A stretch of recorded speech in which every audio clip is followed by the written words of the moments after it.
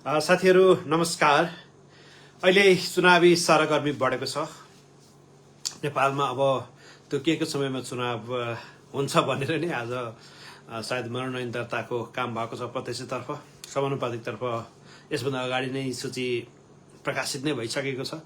त्यसकारणले चुनावको एउटा माहौल सरगर्मी बढेको छ।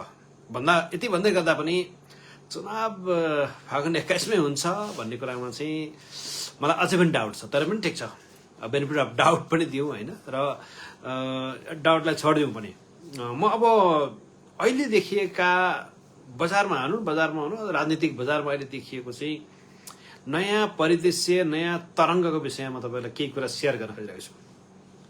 एउटा कुरा त उम्मेदवारीको हिसाबले हेर्ने हो भने अहिले नयाँ दलहरू यसरी खुल्दाखेरि यसपालि उम्मेदवारी झनै हवात्त बढ्ला कि भन्ने थियो, त्यो बढेन। सायद त्यसको अलिकति अब मान्छेहरूले रिजल्ट पनि हेऱ्यो होला र पछिल्लो समय पोलिटिकल पोलराइजेसन जुन किसिमले भएको छ, त्यो पोलराइजेसनले पनि मलाई लाग्छ मान्छेहरूलाई एउटा एकातिर चाहिँ मोटिभेट गर्यो होला, एकातिर डिमोटिभेट गर्यो होला। सबैभन्दा पहिला मैले मेरो आफ्नो परिदृश्य, अब म केही दिनमा हाम्रा घोषणापत्रहरू सार्वजनिक गर्दैछु। हुन चाहिँ मैले अहिले काठमाडौँ 1बाट स्वतन्त्रबाट उम्मेदवारी दिएको छु। स्वतन्त्र भनेको पार्टी होइन है, फेरि यो स्वतन्त्र नाउँकै बदनाम गराइदिएछ बजारमा। स्वतन्त्र पार्टी होइन, स्वतन्त्र व्यक्ति, स्वतन्त्र रूपमा मैले उम्मेदवारी दिएको छु। र अब देशभरिको संगठन निर्माणको अभियान मान्छेहरू, जनतालाई बुझाउन जरुरी छ। त्यसमा जो कमिसन र भ्रष्टाचारमा लिप्त, मानसिक रूपमा पनि त्यस्ता कमिसन र भ्रष्टाचारमा लिप्त व्यक्तिहरूलाई तपाईँले जिताएर पठाउँदाखेरिको नतिजा हो यो। तपाईँका छोराछोरी तपाईँसँग अहिले छैनन्, यसको कारण यिनै दलहरू हुन् जसलाई तपाईँले निर्वाचित गरेर पठाउनुभयो। तपाईँका भनौँ न, यदि आफन्तहरू तपाईँ छैनन्, तपाईँ बुवाआमा आफन्त छोडेर विदेशिनु परेको छ, त्यसको कारण पनि यिनै हुन्। र तपाईँले देशमा अवसर पाउनु भएको छैन, स्वास्थ्य उपचार पाउनु भएको छैन, शिक्षा राम्रो पाउनु भएको छैन, र त्यसै कारणले बाध्य भएर विदेशिनु परेको छ। त्यो सबैको कारण भनेको यो माओ कारण भनेकै राजनीति हो र राजनीतिक नेताहरू हुन्। यिनीहरूलाई थाहा थियो थिएन थाहा छैन, तर जनतामाथि यति ठुलो अपराध गरेका रहेछन् कि जनतामा एजुकेसनको क्वालिटीमा उहाँहरूले ध्यान दिए, शिक्षकहरू सबै राजनीति गर्ने, संगठनहरू त्यस्तै, सरकारी काममा पनि राजनीति गराएको छ। यसले गर्दाखेरि के हो भने समग्र राज्य संरचनामै विदेशी तत्त्वहरूले खेले। हुँदा यहाँ कोही मान्छे, राम्रो मान्छे आउन लाग्यो भने पनि अब यो मान्छे चाहिँ विदेशीले ल्याइदियो भन्ने खालको भाष्यहरू तयार भए। यो भनेको मैले के भन्छ भने यो क्रिमिनलाइजेसन अफ द स्टेट, यो राज्यको अपराधीकरण हो। यसरी कसैले कोही मान्छे केही काम गर्दैछ भने त्यसलाई फेरि लगेर कुनै देशसँग ट्याग लाउने भनेको चाहिँ राष्ट्रिय बौद्धिकतामै ह्रास आएको अवस्था हो। मैले अलिकति यसलाई क्रिटिसाइज गरेँ, तर म अब मेरो कुरा भन्छु। कतिपय कुरा चाहिँ मेनिफेस्टेड र लेटेन्ट भन्छ नि, तपाईँको घोषित र अघोषित कुराहरू। घोषित कुरा चाहिँ अब म घोषणा गरेर जाँदैछु। बालनले वास्तवमा घोषणा नगरिकन भित्रभित्रै आफ्नो पासा पल्टाइदिए। म केही कुराहरू घोषणा गर्दैछु। म अलिक बढी एक्स्ट्रोभर्ट पनि भएको हुनाले पनि हो। म अब काठमाडौँ 1बाट छिर्दैछु। हुन त हाम्रो एक खालको एलायन्स हुँदैछ। म काठमाडौँका बौद्धिक जनताहरूलाई, बौद्धिक मतदाताहरूलाई मैले कन्भिन्स गर्न सकेँ भने यसपालिका 10वटा निर्वाचन क्षेत्रमा स्वतन्त्रहरूले जित्दैछन्। त्यो स्वतन्त्रको एलायन्स बनाएर त्यसको प्रतिबद्धता छुट्टै घोषणा गरेर म आउनेछु। र अर्को कुरा चाहिँ के हो भनेदेखि यसपालि काठमाडौँ 1बाट म छिर्दैछु र अर्को इलेक्सनको लागि चाहिँ देशभरि नै मेजोरिटी ल्याउन के सकिन्छ त्यसको स्ट्राटेजीहरू बनाएर नेक्स्ट इलेक्सनमा चाहिँ म आफै प्राइम मिनिस्टरको क्यान्डिडेटको रूपमा अहिले मैले एनाउन्स गरेको छु। किन अहिले गर्नु भनेको चाहिँ मूर्खता हुन्छ, किन अहिले एउटा माहौल छ। र अहिले यो बालेन र रविको तासको घर धेरै समय टिक्नेवाला छैन, त्यो हेर्नु होला। किनभने सङ्गठनै छैन र मान्छेहरूमा पोलिटिकल कल्चर छैन। पोलिटिकल कल्चर भने चाहिँ त्यति सजिलै प्राप्त हुने चिज होइन। पोलिटिकल कल्चर, पोलिटिक्स बुझ्नुपर्छ। हेर्नुहोस्, चुनाव लड्नु, जित्नु, अब एआई चलाउनु, स्ट्राटेजी गर्नु, मान्छेलाई कन्भिन्स गर्नु, अब उल्टो सुल्टो कन्भिन्स गर्नु, अथवा चाहिँ एक हिसाबले भोट झार्नु मात्रै ठुलो कुरा होइन होला। पुराना दलहरू भ्रष्ट थिए होलान्, क्यापेसिटी थिएन, त्यहाँको चलखेल त्यस्तै थियो, भ्रष्टाचारमा लिप्त थिए होलान्। तर एउटा पोलिटिकल कल्चर भनेको के हुन्छ नि, मान्छेमा एउटा सहनशीलता, एउटा पोलिटिक्समा चाहिँ जनताहरूलाई गर्ने रेस्पेक्ट, धेरै कुराहरू त्यो जुन थियो नयाँ दलहरूले त्यो सिक्नु जरुरी छ। अर्को कुरा के छ भने तपाईँलाई चित्त बुझेन कसैको घर आगो लगाइदिइहाल्ने, कसैलाई चित्त बुझेन तपाईँलाई मारिदिइहाल्ने, काटिदिइहाल्ने भने त त्यो मलाई लाग्छ माओवादीले गरेको राजनीति हो। माओवादीलाई विभिन्न देशहरूले आतंककारी भनेर घोषणा गरे। अझै पनि कतिपय देशमा त सायद अमेरिकामा सबै स्टेट वाइज पनि आतंककारीको लिस्टमा छ माओवादी अझै।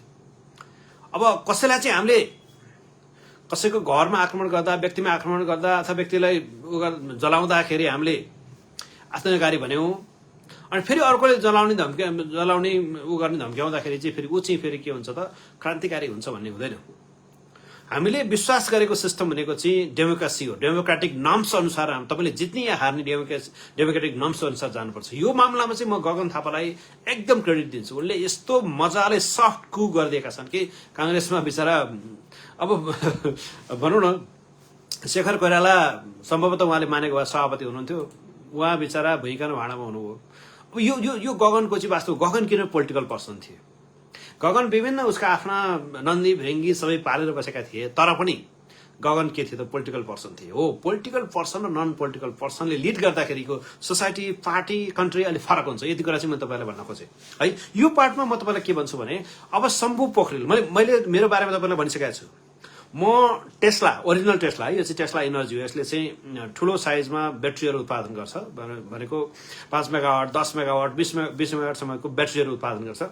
त्यो कम्पनी टेस्ला, जुन टेस्लासँग चाहिँ इलन मस्कले पनि त्यो नाउँ युज गरे हुन्, पैसा तिरेर टेस्ला नाउँ युज गरे हुन् होइन। त्यो टेस्लाको प्रेसिडेन्ट, हामी खासमा चेयरम्यान हो, टेक्निकली हामी प्रेसिडेन्ट हो।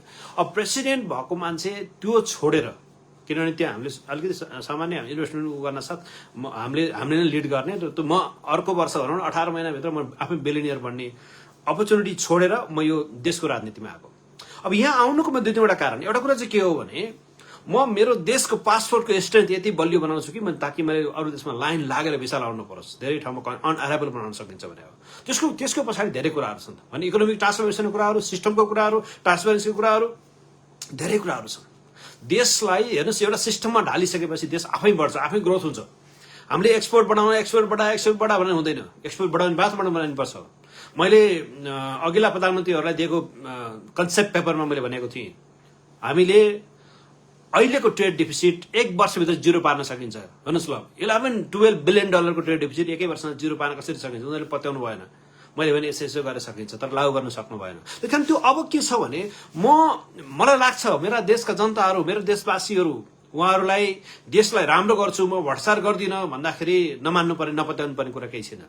हो, हाम्रो नेपाली सभ्यता समाज कस्तो छ भने, तपाईँको घरमा आएर डेली हेलो हाई अथवा भनौँ न के छ कसो छ नमस्कार गर्ने मान्छेहरू खोज्ने हाम्रो चरित्र हो, हाम्रो सामाजिक चरित्र यस्तो छ। तर अब म के भन्दैछु भने, हो तपाईँको रहरले, साथीभाइको हिसाबले, भाइचाराको हिसाबले आउने कुरा एउटा हो, तर तपाईँ कुनै पनि नेताका धाउन नपर्ने व्यवस्था बनाइनेछ, कुनै पनि नेताका धाउन नपर्ने व्यवस्था बनाइनेछ, अथवा पुलिस अथवा कुनै माथिल्लो तहबाट भन्छुन नचल्ने व्यवस्था बनाइनेछ है। त्यो व्यवस्था बनाउनको लागि हामी अहिले नै सुरु गर्दैछौँ। यो अहिले हङ पार्लियामेन्ट हेर्नुहोस्, अबको 84मा फेरि अर्को मिड टर्म इलेक्सन हुने हो। त्यो बेला हामीले स्पष्ट बहुमत ल्याएर यो देशमा स्पष्ट खाका सहितको $1 ट्रिलियन इकोनोमिक प्रोजेक्सन त्यो दिएर हामी अगाडि बढ्नेछौँ। र देशमा सबलाई एउटा कुरा चाहिँ के छ भने, हेर्नुहोस्, स्वास्थ्य आजको दिनमा 2 वर्षभित्र फ्री गर्न सकिन्छ। हामीसँग प्लान छ। म तपाईँलाई यो हाम्रो चाहिँ भिडियो मेनिफेस्टो आउँछ है, त्यो तपाईँलाई देखाउँछु। फेरि कुनै बकवास अथवा काल्पनिक कुरा गरिरहेका छन्, जुन कुरा चाहिँ एक्चुअली मेटराइज गर्न सकिन्छ त्यो कुरा मात्र म बोल्छु। र मैले के भने म 100औं देशको यात्रा गरेर विश्वमा भएका बेस्ट प्र्याक्टिसहरू लिएर यहाँ नेपाल आएको हो। म त्यतिकै फेरि मनगणन्ती कुराहरू लिएर आएको होइन। धेरै देशमा गएर त्यो देशका टप पोलिसी मेकरहरूसँग बसेर उनीहरूसँग इन्टरेक्सन गरेर त्यसका इकोनोमिक एस्पेक्टहरू, डाइमेन्सनहरू स्टडी गरेर अनिखेर म आएको हो यहाँ। त्यस कारणले फेरि त्यो सतै कुरा गर्ने, उल्टो सुल्टो कुरा गर्ने, भ्रामक कुरा गर्ने, काल्पनिक कुरा गर्ने म गर्दिनँ। म फ्याक्टमा बोल्छु। तर कतिपय कुरा चाहिँ के हुन्छ भने, आकांक्षा र महत्वाकांक्षा भन्ने चिज चाहिँ कतिपय कुरा चाहिँ सपना अथवा प्लानमा आएका हुन्छन्। कहिलेकाहीँ प्लान भनेको चाहिँ के हुन्छ, हाइड्रोजन र अक्सिजन मिलेर पानी बन्छ, तर त्यसका कन्डिसनहरू हुन्छन् क्या, कुन टेम्परेचर कसरी बन्छ भन्नेको फरक हुन्छ। हरेक टेम्परेचर र बाहिरी प्रेसर एउटै भयो भने त्यसले एउटै रिजल्ट दिन्छ भन्ने हुन। तर होला 70% सक्सेस होला नि, के फरक पर्छ त? मैले 3 वर्षमा 5 गुणा जीडीपी बढाउँछु भने ल 3 वर्षमा 3 गुणा बढेछ। 3 वर्षमा जम्मा 10% ग्रोथ भनौँ न, ती 3% ग्रोथको प्रोजेक्सनमा हिँडेका पार्टीहरूको अगाडि 3 गुणा बढ्यो भने के लुज कहाँ गरियो त? त्यसकारणले मैले दुनियाँको भनौँ न वर्ल्डका टप भनेका कन्ट्रीहरूको स्टडी गरेर नेपालमा त्यो पनि गर्न सकिन्छ जस्तो लागेर नेपालमा मेरा देशवासीहरू, जुन देशले मलाई जन्म दियो त्यही देशका बासिन्दाहरूलाई म के दिन सक्छु भनेर आएको। मलाई कुनै पैसा कमाउने यो गर्ने यसो गर्ने केही पनि छैन हो। म आफै इनोभेसनमा काम गरिरहेको हुनाले मलाई पैसादेखि म कहिले पनि यो लागेन हो। मलाई सानो सानो पैसाको आवश्यकता पर्ला के पर्ला, तर किन म खरबको सपना देख्ने अरबको कुरा गर्ने भएको हुनाले मलाई एकाउन्टमा पैसा छैन, तर मसँग आइडिया छ। म एन्टरप्रेनर हो क्या। म देशभरिका सबै मान्छेलाई एन्टरप्रेनर बनाउन सक्छु। त्यो बनाउने क्यापेसिटी छ, रिलेसन छ। मैले दुनियाँका भनौँ न धनाढ्यहरूसँग सङ्गत गरेको छु, दुनियाँका एन्टरप्रेनरसँग सङ्गत गरेको छु, दुनियाँ बदल्ने इन्भेन्सन गर्ने मान्छेहरूसँग सङ्गत गरेको छु। त्यो चिजलाई मैले नेपालमा कन्भर्ट गर्न खोजेको। त्यसकारणले अब काठमाडौँ एक अमेरिकामा चाहिँ डेलावेयरलाई द फर्स्ट स्टेट भन्छ क्या। डेलावेयर भन्ने एउटा स्टेट छ जहाँबाट जो बाइडेन जितेका थिए होइन। त्यसै गरी अब काठमाडौँ एकलाई म फर्स्ट स्टेट, फर्स्ट कन्स्टिट्युएन्सी बनाउँदैछु, जसले देशमा एउटा नयाँ बीजारोपण गर्दैछ र देशको लागि, देशलाई माया गर्ने राष्ट्रवादी इकोनोमिस्टलाई जिताउँदैछ भन्ने मैले विश्वास गरेको छु। तपाईँको साथ सहयोगले मात्र यो सम्भव हुन्छ। मैले जित्छु भनेर जित्ने होइन।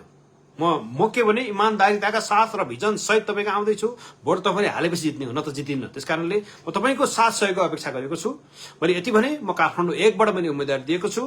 शम्भु पोखरेल अब तपाईँको घर दैलोमा आँगनमा आउँदैछ र हामी यो देशैभरि इमान्दार रूपमा राष्ट्रभक्त, देशभक्तहरूको नेटवर्क बनाएर देशलाई एउटा भनौँ न इकोनोमिक ट्रान्सफर्मेसनमा लाने गरी हामी योजना बनाएर हामी आउँदैछौँ। तपाईँको साथ सहयोगको अपेक्षा गरेको छु।